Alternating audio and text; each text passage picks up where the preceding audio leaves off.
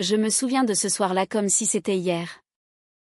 Quand j'ai claqué la porte de l'appartement, le cœur en miettes, et que j'ai couru sous la pluie battante de Paris, ignorant les klaxons des voitures qui frôlaient mes pas affolés. Maëlle. Attends.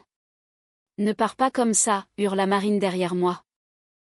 Sa voix se brisant comme un verre fragile. Mais je ne me suis pas retournée.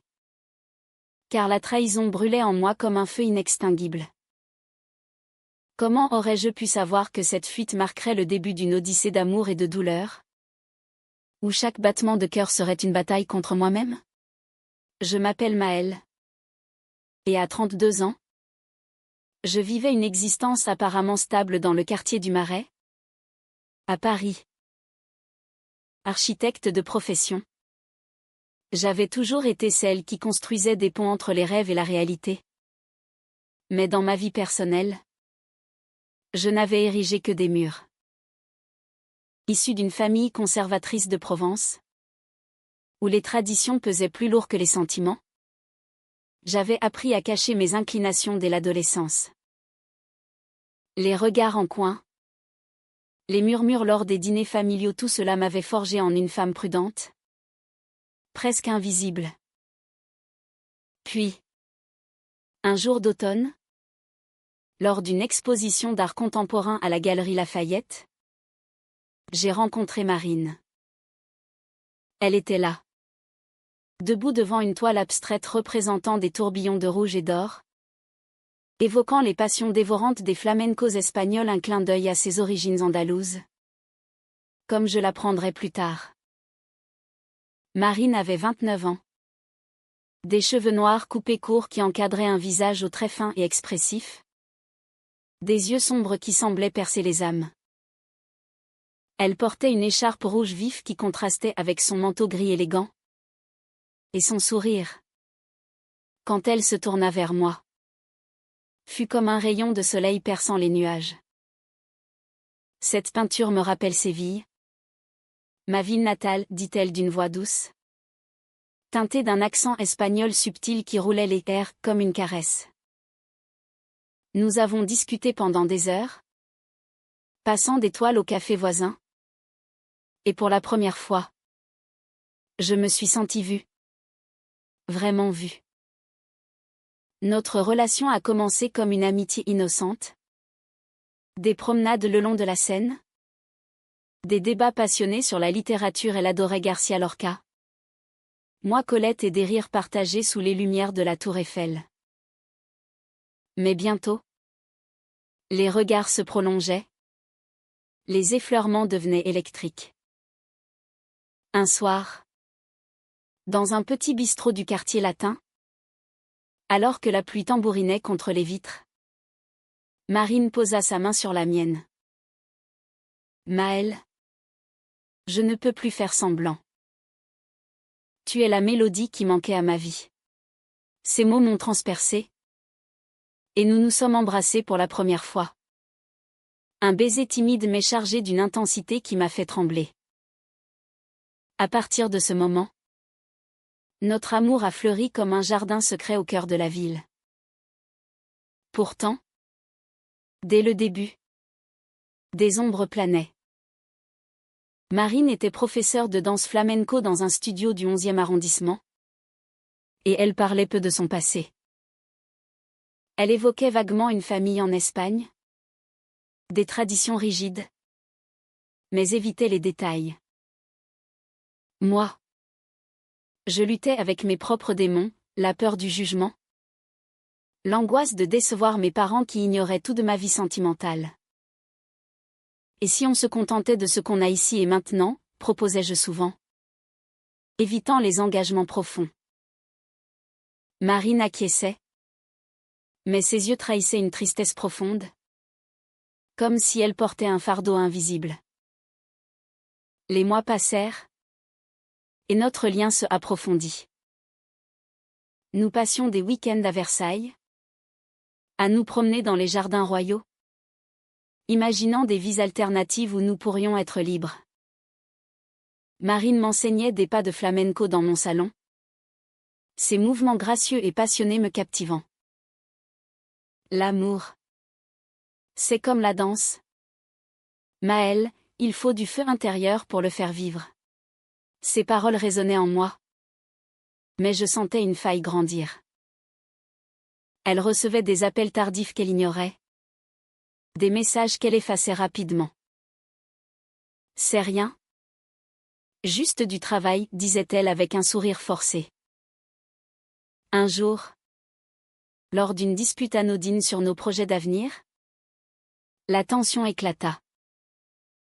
Pourquoi refuses-tu de me présenter à tes amis? Suis-je un secret honteux? Demanda-t-elle. Les larmes aux yeux.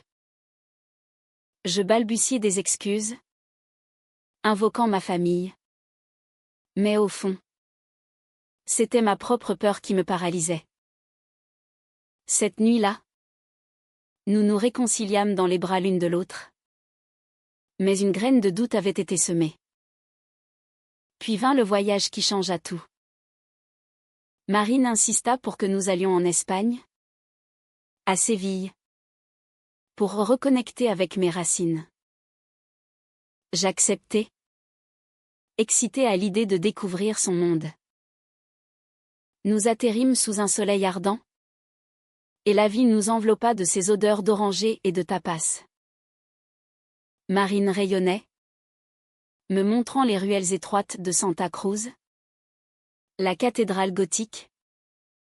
Et un soir, nous assistâmes à un spectacle de flamenco dans un tableau authentique. Ses yeux brillaient tandis que les danseurs tapaient du pied.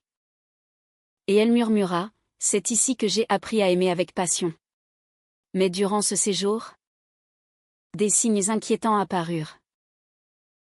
Elle évitait certains quartiers, et un appel paniqué de sa mère la fit pâlir. Rien de grave, assura-t-elle.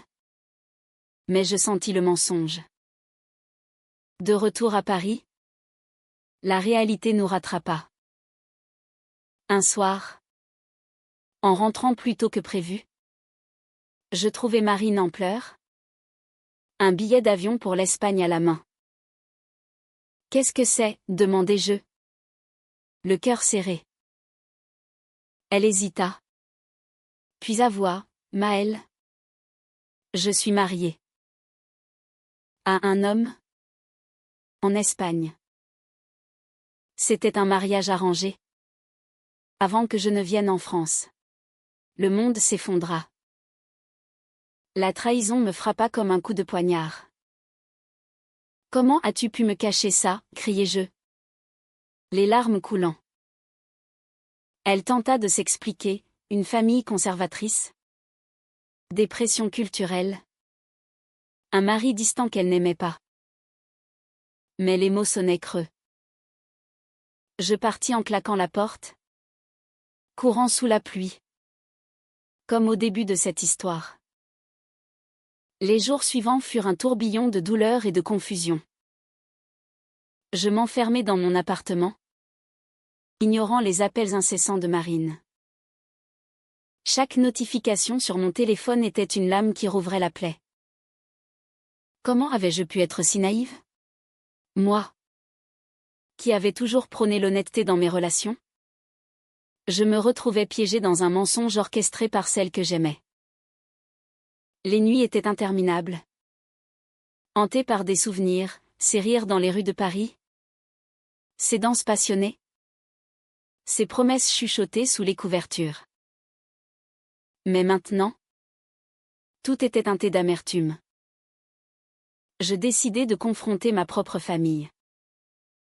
Appelant ma mère en Provence, je lui avouai tout, mon amour pour les femmes, ma relation avec Marine. Maman, je suis lesbienne. Et j'ai le cœur brisé à cause d'une trahison. Il y eut un silence assourdissant, puis des sanglots. Ma fille, comment as-tu pu nous cacher ça? Ton père va être dévasté. Ces mots me blessèrent, mais ils libérèrent aussi une partie de moi. Pour la première fois, je me sentais authentique, même si cela signifiait risquer l'exil familial. Marine, de son côté, ne lâchait pas. Elle m'envoya des lettres, des fleurs, des messages vocaux emplis de désespoir. Maëlle, écoute-moi. Mon mariage n'est qu'une façade. En Espagne, les traditions nous étouffent. J'ai fui pour être libre, pour t'aimer. Mais la colère m'aveuglait. Je l'imaginais avec son mari. Une vie double qui me rongeait de jalousie. Un soir, ivre de vin et de chagrin, je répondis à un de ses appels. Tu m'as menti. Tu as joué avec mon cœur comme avec tes pas de danse, hurlai-je. Elle pleura, je t'aime plus que tout. Laisse-moi t'expliquer en personne. Nous nous revîmes dans un café près de Notre-Dame. Marine arriva. Les yeux rougis. Plus vulnérable que jamais. Elle raconta son histoire, née à Séville dans une famille catholique stricte. Promise à un mariage arrangé dès l'adolescence. Juan est un ami d'enfance. Mais il n'y a pas d'amour. C'est une obligation culturelle. Quand je t'ai rencontré, j'ai vu une échappatoire. Une vraie vie. Ces mots me touchèrent. Mais la méfiance persistait. Et maintenant? Vas-tu divorcer, demandai-je. Le ton accusateur. Elle baissa les yeux, c'est compliqué. Ma famille me renierait. Et il y a des enjeux financiers. Sa réponse me fit bouillir. Était-ce de l'amour ou de la lâcheté? Les semaines suivantes furent marquées par des allers-retours émotionnels. Nous nous voyions en secret. Des rencontres chargées de tension. Un baiser volé dans une ruelle. Une dispute explosive sur un banc public. Pourquoi ne peux-tu pas choisir, implorai-je. Marine répondait, je le ferai. Donne-moi du temps. Mais le temps jouait contre nous. J'appris par un ami commun qu'elle avait un enfant en Espagne, un fils de 5 ans. Issu de ce mariage. La révélation fut un choc. Un enfant? Tu as un fils et tu ne m'as rien dit, criai-je lors de notre prochaine rencontre. Marine s'effondra, je ne voulais pas te perdre. Pablo est ma joie. Mais aussi ma chaîne. Cette nouvelle approfondit le gouffre entre nous. Je me sentais trahie non seulement comme amante, mais comme confidente. Comment pouvais-je rivaliser avec un enfant? Les nuits devinrent des batailles intérieures, la pitié pour Marine. Piégée par sa culture. Contre la rage pour ses mensonges. Je lisais des poèmes de Lorca. Qu'elle m'avait fait découvrir. Et y voyais nos tourments, verde que te quiero verde, vert comme l'espoir. Vert comme la jalousie. Un week-end. Je partis seule en Normandie. Pour réfléchir. Les falaises d'Étretat. Battues par les vents. Miroir de mon âme tourmentée. Là. Je reçus un message de Marine, je rentre en Espagne. Viens avec moi. Ou c'est fini. Mon cœur se serra. Était-ce un ultimatum ou une supplication? Je rentrai à Paris. Déterminée à affronter la vérité. À l'aéroport Charles de Gaulle. Je la retrouvai. Elle tenait une valise. Les traits tirés. Maëlle. Ma mère est malade. Je dois y aller. Mais ses yeux disaient plus, c'était un retour à sa vie d'avant. Nous nous embrassâmes une dernière fois. Un baiser salé de larmes. Promets-moi de revenir, murmurai-je. Elle hocha la tête. Mais je sentais le doute. Les mois sans elle furent un vide abyssal. Je me plongeai dans le travail. concevant des bâtiments modernes qui défiaient les traditions, une métaphore de ma propre rébellion. Ma famille, après le choc initial, commença à m'accepter timidement. Mon père m'appela, nous t'aimons. Maëlle. Viens nous voir. Ce soutien inattendu me fortifia. Puis, un jour, un colis arriva, un livre de poèmes espagnols, annoté de la main de Marine. À l'intérieur, une lettre, je divorce. Pablo et moi venons à Paris. Pardonne-moi. Mon cœur bondit. Était-ce réel? Je l'appelai. Et sa voix, tremblante, confirma, j'ai choisi l'amour. Maëlle. Toi. Mais le destin est cruel. Avant qu'elle ne parte, un accident survenu, Juan, furieux du divorce, la confronta violemment. Pas de sang, mais des mots qui blessent plus que des lames. Marine m'appela en pleurs, il menace de prendre Pablo. La peur m'envahit. Allais-je perdre tout? La nouvelle de la confrontation avec Juan me plongea dans un tourbillon d'angoisse. Marine. Au téléphone. Sanglotait, il dit que je suis une mauvaise mère. Que mon choix détruira notre fils. Ces mots me transpercèrent, révélant la profondeur de son dilemme.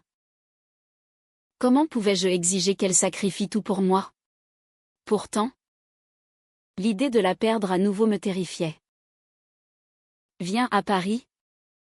On trouvera une solution ensemble, insistai-je. Ma voix ferme malgré le tremblement intérieur. Les jours suivants furent une attente infernale. J'imaginais les pires scénarios, Marine retenue en Espagne, Pablo arraché à elle.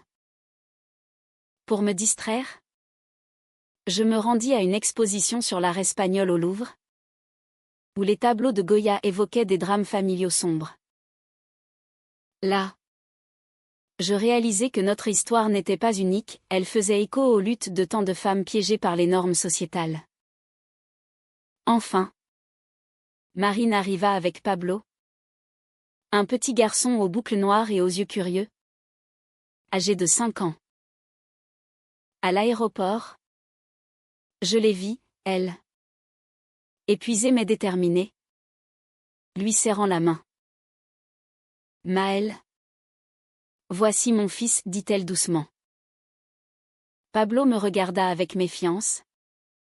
Mais je m'agenouillai, bonjour. Petit. J'aime beaucoup ta maman. Il sourit timidement. Et ce moment scella un lien naissant. Nous nous installâmes dans mon appartement, transformé en foyer improvisé. Pablo explorait les rues de Paris avec émerveillement.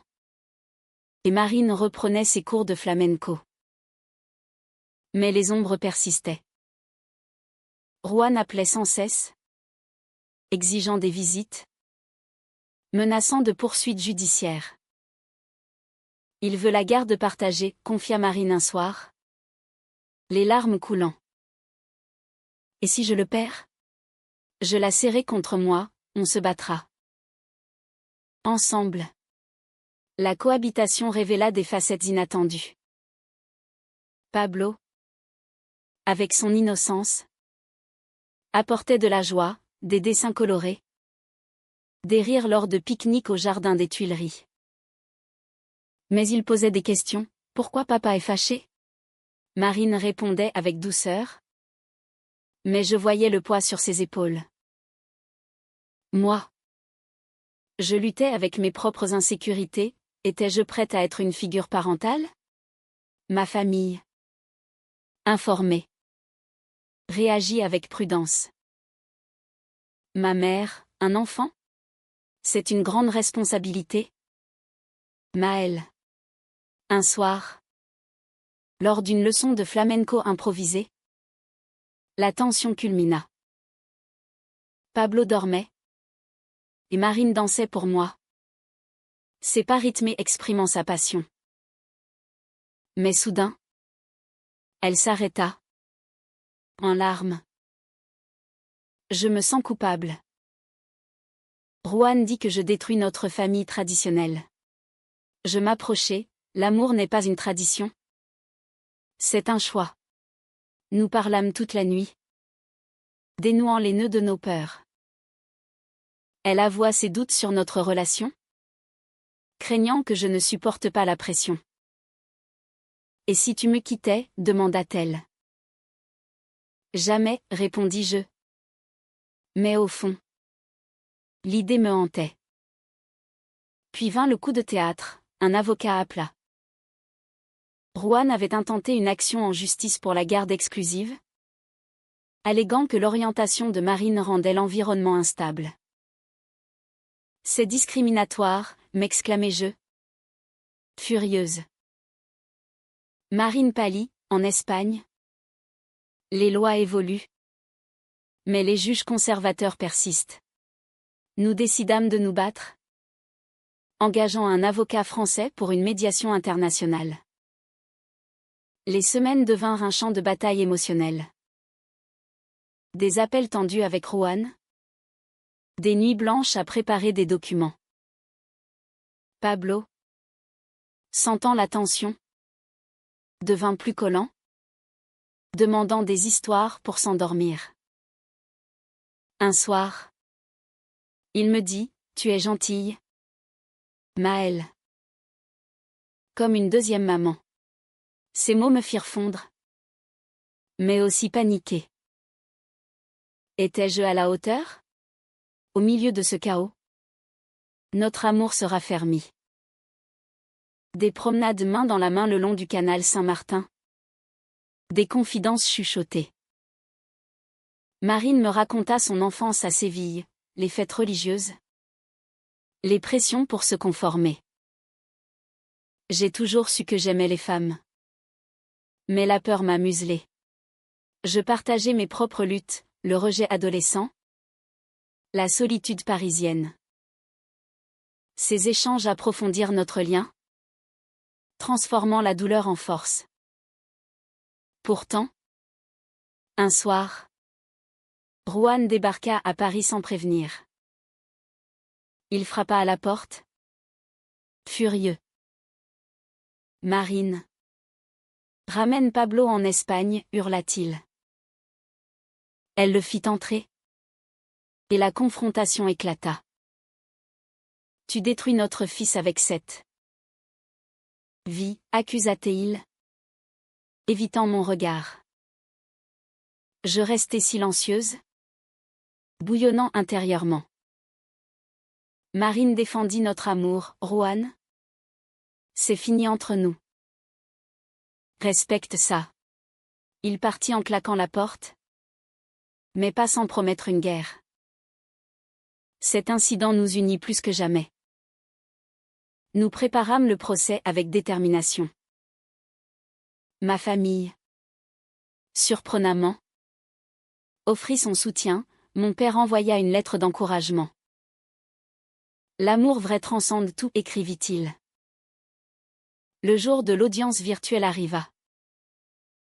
Rohan présenta ses arguments, tradition, stabilité. Notre avocat contrecarra, preuve d'amour maternel. Environnement sain à Paris. Marine témoigna avec courage, j'aime Maëlle. Pablo mérite une mère heureuse. Le juge, progressiste, trancha en faveur d'une garde partagée, avec visite régulière. La victoire fut douce amère. Marine pleura de soulagement. Pablo sauta de joie. Mais Rohan, amer, promit de ne pas lâcher.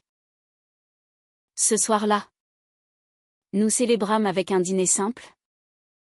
Toast au vin français et tapas espagnol, un mélange de nos mondes. Pourtant, un nouveau doute surgit, Marine reçut une offre d'emploi à Séville. C'est une opportunité pour le flamenco, dit-elle. hésitante. Et Pablo pourrait voir sa famille. Mon cœur se serra. Allait-elle partir? La proposition d'emploi à Séville plana comme une ombre sur notre fragile équilibre. Marine l'évoqua un soir, alors que nous dînions sur la terrasse, avec vue sur les toits de Paris. C'est un poste de directrice dans une école de flamenco renommée. Ça pourrait changer notre vie. Ses yeux brillaient d'excitation, mais aussi d'appréhension. Pablo jouait dans le salon, inconscient de la tempête. Et nous, demandai-je, la voix tremblante. Paris est notre maison maintenant. Elle posa sa main sur la mienne, je ne sais pas. Maëlle. C'est une chance de réconcilier mes racines avec notre amour. Les jours suivants furent emplis de débats intenses. Je voyais les avantages, un retour aux origines pour Marine, une éducation biculturelle pour Pablo. Mais la peur m'étreignait, et si Juan profitait de cette proximité pour reconquérir Marine? C'est ridicule, répliqua-t-elle lors d'une dispute. Je t'aime. Toi. Pourtant. Ces hésitations me blessaient. Choisis. Marine. L'Espagne ou nous, lançai-je, regrettant aussitôt mes mots. Pablo, sentant la tension, devint irritable. Un après-midi au parc des Buttes-Chaumont, il demanda, on va où? Maman? Chez papa? Marine le serra contre elle, on reste ensemble. Mon chéri. Mais ses yeux croisaient les miens. Plein de questions non résolues. Pour clarifier mes pensées, je partis en week-end chez mes parents en Provence. Les vignes ondulantes et l'air parfumé de lavande m'apaisèrent. Ma mère, en me voyant, m'embrassa, tu as l'air tourmenté. Je lui confiai tout, l'offre, mes doutes. L'amour demande des sacrifices. Mais pas l'abandon de soi, conseilla-t-elle. Mon père ajouta, suis ton cœur. Mais protège-le. Leur acceptation me fortifia, me rappelant combien j'avais évolué. De retour à Paris, je trouvai Marine en pleurs. Juan a appelé. Il accepte le divorce sans condition. Mais il veut que Pablo passe l'été en Espagne. C'était un pas en avant, mais aussi un test. Allons-y ensemble, proposai-je. Faisons de Séville une partie de notre histoire. Marine accepta, et nous planifiâmes le voyage. À Séville. L'air chaud et les rues pavées nous accueillirent. Marine me montra sa ville natale, l'Alcazar avec ses jardins luxuriants. La plaza de España aux azulejos étincelants. Pablo courait joyeusement, retrouvant ses grands-parents. Mais la famille de Marine était divisée, sa mère, affaiblie par la maladie, nous reçut chaleureusement, mais son père resta distant. C'est contre nos valeurs, murmura-t-il. Juan nous rencontra dans un café. Tendu, je m'attendais à de l'hostilité, mais il fut civil. Je veux le meilleur pour Pablo, dit-il.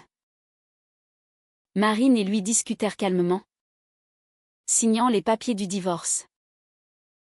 Ce moment marqua une libération, mais aussi une tristesse, la fin d'une ère. Durant ce séjour, notre amour fleurit à nouveau. Des promenades nocturnes le long du Guadalquivir, des danses privées sous les étoiles. Merci d'être venu, murmura Marine un soir. Tu es ma force. Pourtant, l'offre d'emploi persistait. Elle visita l'école, rayonnante. C'est mon rêve, confia-t-elle. Le climax survint lors d'une fête familiale. Au milieu des guitares flamenco et des applaudissements. Le père de Marine explosa. Comment oses-tu amener cette femme ici? Tu déshonores notre nom. Marine se dressa. Papa. L'amour n'a pas de genre. Maël est ma famille. La dispute escalada. Des mots durs fusèrent. Et nous partîmes précipitamment. De retour à l'hôtel, Marine s'effondra. Je ne peux pas rester ici. Paris est notre avenir. Mon cœur bondit de joie. Mais je vis sa douleur. Et ton rêve, demandai-je. Toi et Pablo êtes mon vrai rêve, répondit-elle. Nous rentrâmes à Paris. Plus unis. Marine refusa l'offre, choisissant de développer son studio local. Pablo s'adapta, alternant entre les deux pays. Juan devint un coparent coopératif. Mais la vie réserve des surprises. Un an plus tard, lors d'une promenade sur le pont des Arts, Marine s'agenouilla. Maël. Veux-tu m'épouser? Des larmes de joie coulèrent. Oui, répondis-je. Scellant notre engagement. Notre mariage fut intime. Dans une chapelle provençale. Avec nos familles réconciliées. Ma mère pleura. Mon père sourit. La mère de Marine vint d'Espagne. Un geste de pardon. Pourtant, des défis persistèrent, les regards en public, les doutes intérieurs. Mais notre amour, forgé dans le feu, était résilient. Les années suivantes furent un mélange harmonieux de joie et de lutte. Pablo grandit, devenant un adolescent curieux, naviguant entre deux cultures. Merci d'être là. Maël, me dit-il un jour, me serrant dans ses bras. Marine et moi construisîmes une vie solide, elle dirigeait son école de flamenco à Paris, intégrant des éléments français et espagnols, tandis que je concevais des espaces inclusifs pour la communauté LGBT. Mais les cicatrices du passé ressurgissaient parfois. Lors d'une crise, quand Pablo adolescent questionna son identité, Marine paniqua, et si c'était ma faute? Je la rassurai, l'amour nous guide. Nous l'accompagnâmes, fiers de sa force. Un jour, un appel inattendu, la mère de Marine décéda. Nous volâmes à Séville pour les funérailles. Le père, adouci par le temps, nous accueillit, je regrette mes mots. L'amour de ma fille m'a ouvert les yeux. Ce pardon ferma un chapitre douloureux. De retour à Paris, nous réfléchîmes à notre voyage. Sans les épreuves, nous ne serions pas si fortes, dit Marine. Notre histoire, une balade d'âme en harmonie, inspira d'autres, nous participâmes à des événements LGBT, partageant notre témoignage. Aujourd'hui, à 40 ans, je regarde en arrière avec gratitude. Les conflits, les trahisons, les choix déchirants nous ont façonnés. L'amour n'est pas une ligne droite, mais un chemin tortueux vers la découverte de soi. Et ainsi, dans les rues de Paris, sous les lumières éternelles, nos cœurs battent en unisson. Un voyage d'amour infini.